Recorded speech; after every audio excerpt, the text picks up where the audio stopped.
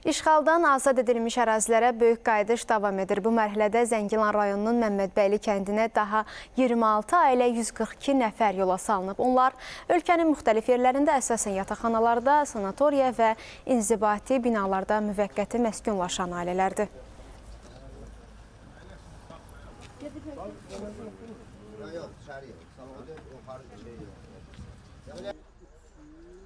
Biz bugün Zəngilan rayonu Məmmədbəyli kəndinə qayıdırıq.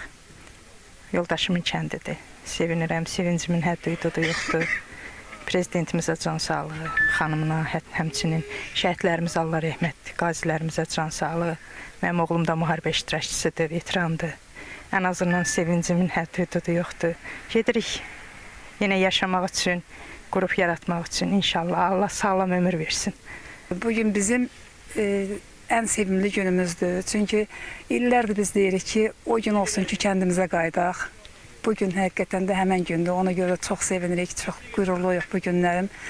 Bugün bizə yaşadan qazilərimizə Allah can sağlığı versin, ordumuza Allah can sağlığı versin, prezidentimizə Allah can sağlığı versin, şəhidlərimizə Allah rəhmət eləsin. Bugün torpaqlarımıza qayıdırıq, çox şadıq, çox sevinirik. 24 ildir oradan çıxmışam. İndi 58 yaşım var, indi o torpaqlara qayıdıram.